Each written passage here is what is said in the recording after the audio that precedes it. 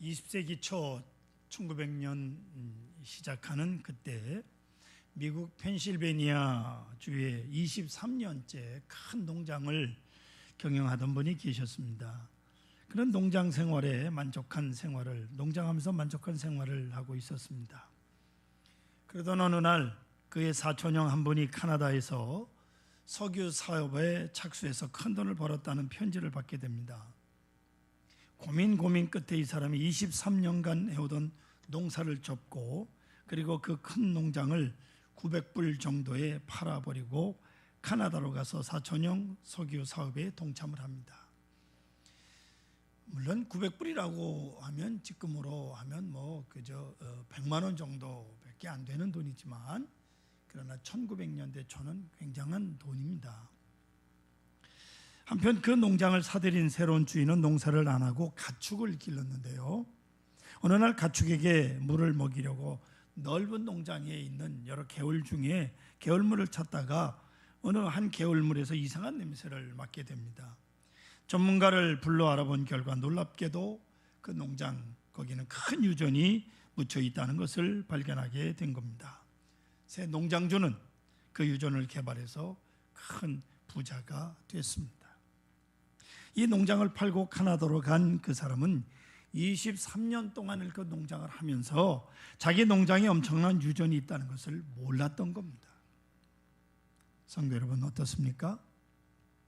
우리 인생사가 다 그렇습니다. 인간에게는요 늘 숨기지 못하는 고민이 몇 가지가 있는데 첫째가 겉을 보고 속을 모른다는 겁니다. 열길 물속은 알아도 한길 사람 속을 모른다 하지 않습니까? 자기 농장에 엄청난 유전이 매장되어 있는 것을 먼저 주인은 몰랐습니다. 카나다를 여러분 가보시면 아시겠지만 저는 카나다를 갈 때마다 생각을 합니다. 그 넓은 땅, 어마어마하게 넓은 땅, 버려진 것 같은 땅처럼 보입니다마는 그 속에는 엄청난 자원이 그 속에 있다고 하는 겁니다. 알래스카라고 하는 땅은 동토의 땅이라 얼음의 땅이다 그럽니다. 그저 7, 8월 2달 반짝 따뜻하고는 1년 내에 얼음 속에 살아가는 그런 지역입니다. 미국이 소련으로부터 아주 헐값에 이 알래스카를 사들였어요. 오늘날 알래스카는요 얼음 덩이 속에 엄청난 자원이 매장되어 있다는 사실을 그때 러시아는 팔아버릴 때는 몰랐던 겁니다. 그냥 얼음 덩어리 땅이니까 팔아버리자. 1853년 크림반도에서 벌어진 전쟁, 크리미아 전쟁이라고 하고 크림 전쟁이라고 하는 이 전쟁은 러시아하고 오스만 제국과 프랑스, 영국과 이렇게 전쟁을 했던 전쟁인데 러시아가 그 전쟁에서 졌어요. 전쟁 비용을 물어내야 되는데 돈이 없으니까 이 알래스카를 미국에 헐값에 팔아버린 겁니다. 실상 겉을 보고 속을 못 본 거지요. 우리 인간관계에서도 외모를 보고 속을 못 보는 경우가 허다합니다. 그 사람의 진실, 그 사람의 사람됨, 그 속을 알 재간이 없어요. 이것이 참 답답한 일입니다. 두 번째로는 사람마다 현재를 보면서 미래를 보지 못한다고 하는 거예요. 아시는 대로 과거는 지나간 거예요. 현재 또한 이대로 과거에 밀려날 것입니다. 끊임없이 현재가 과거로 지나갑니다. 현재라고 하는 거 그저 껌뻑껌뻑하면 지나가는 거예요. 그럼에도 불구하고 현재에 붙들린 채 그 다음에 미래를 생각하지 못하는 어리석음이 우리 인간에게 있다고 하는 겁니다. 당장 내일 어떻게 되는지 모르고 오늘 막 기분 내키는 대로 해내면 그거 망하는 거예요. 우리네 참으로 부끄러운 것이 있는데 그게 뭡니까? 바로 빨리빨리라는 문화입니다. 그저 뭐든지 빨리빨리야. 대중 없이 빨리빨리 성급해. 뭐가 그렇게 급한지 모르겠어요. 중국을 여행해 보신 분은 아시겠지만 중국 음식이라고 하는 게요 원래 커다란 접시로 하나가 나옵니다. 그럼 그걸 먹고 나면 다음 접시가 나오거든요. 그런데 한국 관광객이 식당에 들어가면 한꺼번에 2-3개 음식을 내놓아 버립니다. 왜 그렇습니까? 중국 사람들이 알아요. 한국 사람들 빨리빨리를 알기 때문에 한꺼번에 내다 놓는 거예요. 먹든지 말든지. 제가 오래전에 태국에 가서 중국 식당에 갔는데 이미 벌써 종업원들이 한국 관광객들 오면 그걸 알아서 지들이 빨리빨리 해. 난 처음에 무슨 소린가 했어. 이 태국말이 이게 우리말 비슷해서 뭔가 했더니 빨리빨리요. 아니 우리가 시키지도 않았는데 지들이 빨리빨리 해. 의례 그렇게 재촉하기 때문에 한국 사람들에게는 아예 그러는 거예요. 빨리빨리. 그러다 지금 망조가 들었잖아요. 예?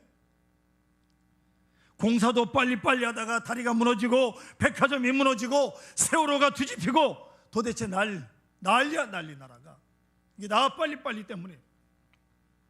비록 지나갔지만 출세도 빨리빨리 하다가 세고랑 찬 사람들이 얼마나 많은데 자연대로 순리대로 법대로 할 생각이 없는 거예요. 출세지향적인 인간들의 마음만 급해가지고 서두르더니 인격은 그 모양인데 높은 자리에 올라갔다가 떨어지면서 온 국민의 마음을 아프게 대통령이 그러고 고위 공직자들이 그러고 재벌들이 그러고 연예인들이 그러고 대형 교회 목사님들까지 얼마나 많은 사람들이 국민들의 마음을 아프게 하는지 몰라요.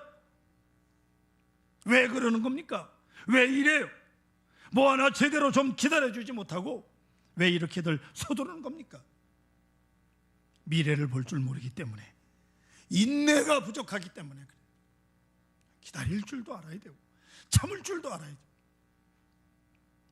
그런 거로 넉넉하게 오늘을 참을 수 있는 거예요. 예?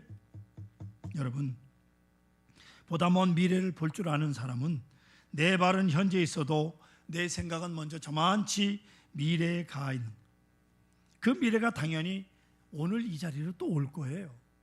여러분들이 꿈꾸는 저 미래가 시간이 가면 현재로 오는 거 아니에요? 그런데 우리는 그렇게 멀리 보는 지각이 없어요. 그래서 늘 숱한 시행착오에 빠지는 겁니다. 여러분, 미래를 바라보며 넉넉하게 오늘을 참으시기를 소원합니다. 세 번째로, 다른 사람은 보면서 나 자신은 못 본다는 거예요. 이것 또한 문제입니다. 세상도 잘 봐요. 남의 일도 많이 알아요. 어떻게 남의 일을 그렇게 잘 아는지, 예? 뭐가 어떻고 저떻고 뭐 이렇고 저렇고 세상을 꿰뚫어 보는 것 같아요. 그러나 한 번이라도 자기 자신을 헤아리질 못합니다. 결정적인 약점이 바로 이거예요. 깊이 생각할 문제입니다. 예수님께서 뭐라고 말씀하신 거 보세요. 어찌하여 형제의 눈 속에 있는 티는 보고 내 눈 속에 있는 들보는 깨닫지 못하느냐라고 마태복음 7장 3절에 말씀하잖아요. 성도 여러분, 이제 우리 생각의 방향을 돌리십시다. 남 이야기 좀 그만하십시다. 강 건너 불 보듯 제멋대로 평가하는 일 이제 그만하십시다. 먼저 자기의 성찰이 있어야죠. 자기 성찰이 앞서야 되는 거예요. 기도하는 것도 나라를 위해서 기도하는 것 중요합니다. 세계 평화를 위해서 기도하는 것도 해야지요. 교회를 위해서 기도하는 것 필요합니다. 하지만 보다 근본적인 문제는 하나님 나는 누굽니까? 하나님 나는 누굽니까? 자기 자신을 위해서 기도가 얼마나 필요한가를 알아야 돼요. 자기가 어떤 사람인지 지금 어디에 있는지를 알아야지. 네 번째로, 우리는 세상을 봅니다. 역사를 봅니다. 많은 사물에 부딪히고 도전합니다마는 사실은 하나님을 보지 못합니다. 역사, 히스토리, 그 깊은 곳에 계신 하나님의 능력, 하나님의 손길을 보지 못하는데 문제가 있습니다. 여러분, 이 역사 속에 하나님의 놀라운 섭리가 다 있었다는 사실을 알아야 돼요. 역사가 그냥 이렇게 흘러온 게 아니에요. 앞으로 여러분의 인생의 역사도 그냥 흘러가는 것이 아니라 하나님의 그 속에 섭리하고 있다는 사실을 잊지 마시기를 바랍니다. 제멋대로 역사가 흘러가는 줄 알아요.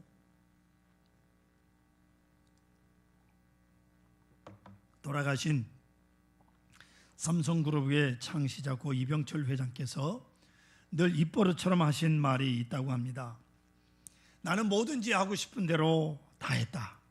하고 싶은 대로 다 할 수 있었다. 그러나 딱 두 가지가 마음대로 되지 않는다. 하나는 골프라는 거예요. 이놈의 공이 원하는 대로 가면 좋겠는데 이리 가고 저리 가고 죽을 지경인가 봐요. 내 마음대로 안 되는 게 골프라는 거예요. 또 하나는 내 자식이다. 내 자식이 내 마음대로 안 되더라. 내가 원하는 바대로 자라주지 않더라. 여러분, 자식이 부모 마음대로 그렇게 잘 되는 줄 아십니까? 착각하지 마세요. 저는 이 말을 들으면서 속으로 그러니까 문제지, 안 되니까 문제지, 그런 생각을 했어요.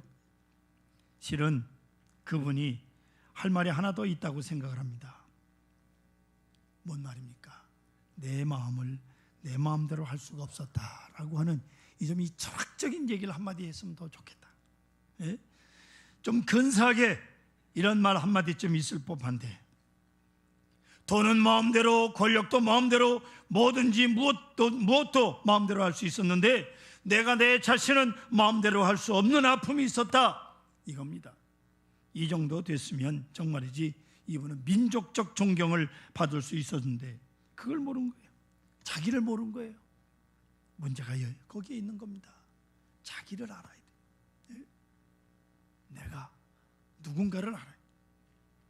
사랑하는 성도 여러분, 가장 큰 수수께끼가 있습니다. 그 수수께끼가 뭔지 아십니까? 종말이에요. 오늘 보면 17절에 보면 종말이라는 말씀이 나옵니다. 종말은 모든 것이 변합니다. 모든 것이 흘러갑니다. 모든 것이 사라집니다.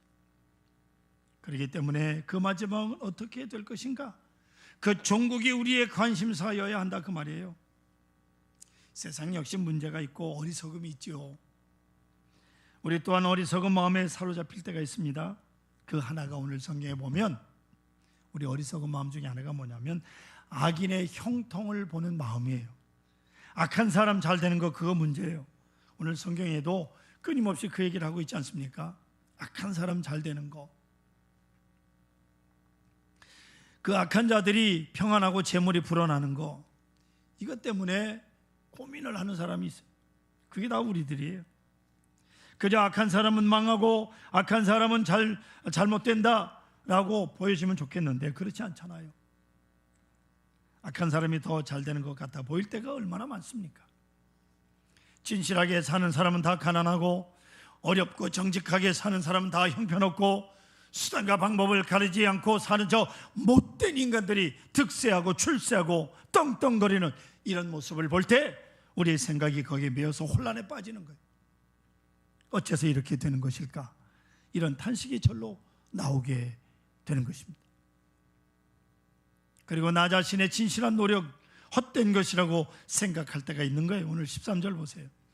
내가 내 마음을 깨끗하게 하며 내 손을 씻어 무죄하다 한 것이 실로 헛되도다. 악인이 잘 되는 걸 보고 진실하게 살았는데 나는 왜 이 모양 이 꼴이냐?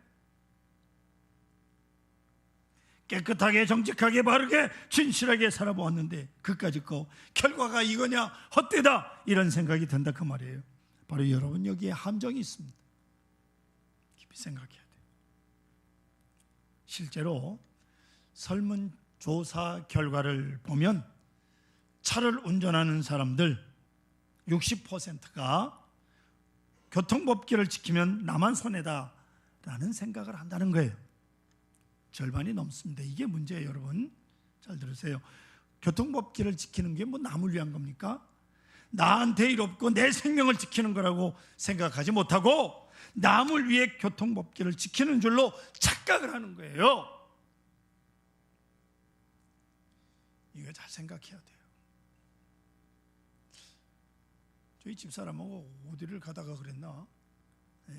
지금 파란불이 켜져가지고요, 횡단보도를 사람이 지나가는데 차들이 막 가. 그러니까 그 사람이 그냥 보락 소리를 지르더라고요. 그럼 뭐래? 그냥 갔는데.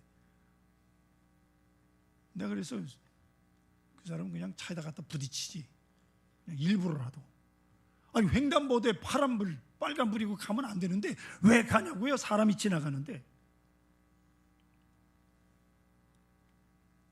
그러면 안 지키느냐 하고 물어봤더니 그래도 나는 지킨다는 사람이 80%였습니다. 많은 것을 생각하게 하는 건데요, 우리는 왜 이런 모습일까요? 나의 진실이 나의 행복이요, 나의 정직함 이것이 성공이라고 왜 생각을 못하느냐 이겁니다. 그것을 손해로고만 생각하니 우리 장래는 어떻게 되는 것입니까? 또 하나, 나 하나의 의나 선은 전혀 무력하다. 거친 세상 홍수같이 밀려오는 이 엄청난 많은 혼란 속에서 나 하나가 무슨 소용이 있는가? 나 하나가 바로 살고 정직하고 진실하고 겸손하고 믿음으로 살고 해봤자 이게 무슨 소용인가? 그렇게 생각하는데 문제가 있는 거예요. 그런 거로 성도 여러분, 생각하면 고민될 수 없는 것을 고민하는 것이 우리의 고민이라는 거예요. 나의 의 정말로 허무한 것입니까? 정말로 무력한 것입니까? 정말로 아무 소용이 없는 것입니까? 나 하나의 진실이 과연 아무 소용이 없는 것이냐 그 말이에요. 우리는 여기서 정말로 억울한 것입니까? 여러분, 이제 시험에 빠져서는 안 됩니다. 그렇기 때문에 시편과 잠언에 끊임없이 강조하고 있는 말씀이 있어요. 악인의 형통을 부러워하지 말고, 악한 사람 잘 되는 거 보고 침 흘리지 말고, 못된 사람 잘 사는 거 보고 부러워하지 말라고 끊임없이 성경이 우리에게 가르치고 있어요. 왜요? 그 악한 자들 곧 망할 거니까. 악인은 사라지니 다시 흔적을 보지 못하리라고 말씀하셨으니까. 오늘 18절과 19절 보세요. 분명히 말씀하고 있지 않습니까? 주께서 참으로 그들을 미끄러운 곳에 두시며 파멸에 던지시니 그들이 어찌하여 그리 갑자기 황폐되었는가 놀랄 정도로 그들은 전멸하였나이다. 악한 자들 여러분 내버려 두세요. 하나님께서 깜짝 놀랄 정도로 망하게 하신다 그 말이에요. 성도 여러분, 우리는 이 사실을 믿어야 합니다. 우리는 악인의 형통을 부러워하지 말고 그런 사람으로 키워져야 돼요. 그런 거로 우리는 생각합니다. 종말을 생각하는 거예요. 여러분, 의인의 종말은 무엇입니까? 하나님께서 보상하십니다. 할렐루야. 의인의 종말이. 악인의 종말은 무엇입니까? 하나님의 심판이 저 앞에 있습니다. 성도 여러분, 인생의 종말이 무엇입니까? 깊이 생각하십시다. 저는 개인적으로 젊은 사람들 빈둥거리는 걸 보면 참 답답하고 화가 치밀어 오릅니다. 해가 지면 정신 못 차리고 불나방처럼 불빛으로 몰려나와 밤새도록 놀고 아침에 집으로 가는 모습은 불쌍하기까지 합니다. 그리고 그 다음날 노는 놈은 뭐 그렇다 치더라도 회사 가서 일할 놈들은 밤새도록 술 처먹고 놀고 그 다음날 회사 가서 어떻게 일을 해요? 무슨 수로? 그렇게 살면 안 되는데 지금 세상에 그래가지고는 살아남을 수가 없어요. 놀아도 아주 진실하게 잠깐 지혜롭게 놀아야지, 왕창 놀아놓으면 운명이 곤두박질하는 거예요. 왜 이리 정신을 못 차릴까? 이렇게 하면 안 되는데. 그래서 마음이 아픕니다. 제가 젊었을 땐 몰랐던 것 중에 하나가 있어요. 요즘은 결혼 주례할 때마다 신랑 신부들이 왜 이렇게 이쁜지 젊었을 땐 몰랐는데 나이가 드니까 참 예뻐 보이더라고요. 그런데 이토록 예쁜 젊은이들 주례할 때 제가 얼마나 행복하겠어요. 대단히 행복합니다. 하지만 꼭 해주고 싶은 말이 있어요. 이 신랑 신부가 곧 이어서 아버지 어머니 되잖아요. 예? 예. 교훈 씨, 아버지 어머니 될 거 아니에요? 항상 신혼인가? 예. 그리고 얼마 있다가 껌뻑껌뻑하면 목사님처럼 할머니, 할아버지가 되는 거예요. 이거 알아야죠. 맨날 신혼입니까? 눈앞에 있다고요. 지금 젊은 그 순간이 그대로 머물러 있는 게 아니에요. 먼 훗날 할머니, 할아버지가 됐을 때 뒤돌아보면서 나는 참으로 행복하게 잘 살았다 했으면 좋겠다는 마음이 간절합니다. 네, 간절해요. 젊음이 그대로 있지 않잖아요. 인생 종말이 반드시 있습니다. 그 시간을 생각하지 못하고 사는 것 참으로 어리석은 거예요. 물질에 대해서도 생각해 봅니다. 도대체 여러분 돈이 무엇입니까? 이 물질이야말로 가고 오는 것 아닙니까? 예? 늘 머물러 있나요? 예수님께서 어리석은 부자에 대한 말씀을 잘 기억하십시오. 많은 돈과 많은 곡식을 창고에 모아둔 부자가 먹고 마시고 즐기자고 할 때 누가복음 12장 20절에 보면 하나님께서 말씀하시기를 어리석은 자요, 오늘 밤에 내 영혼을 도로 찾으리니 그러면 내 준비한 것이 누구의 것이 되겠느냐. 이 바보 같은 사람아, 이게 성경의 말씀이요. 여러분, 이 물질 어찌 내 것입니까? 그 유명한 앤드류 카네기는 이렇게 말합니다. 자기 돈을 다 쓰지 못하고 죽는 사람, 세상에서 가장 어리석은 사람이다. 이걸 알아야 돼요. 다 쓰세요. 어서. 그리고 갈 겁니다. 갈 거예요, 천국에. 그것이 왜 남아가지고 사돈의 팔종까지 와서 그 돈이 내 것이라고 덤비게 만드냐. 이게 얼마나 멍청한 노릇이요. 예? 어서 유서를 쓰세요. 조금이라도 남아있는 것 있으면 내가 죽으면 이거 하나님 교회에다 바쳐라.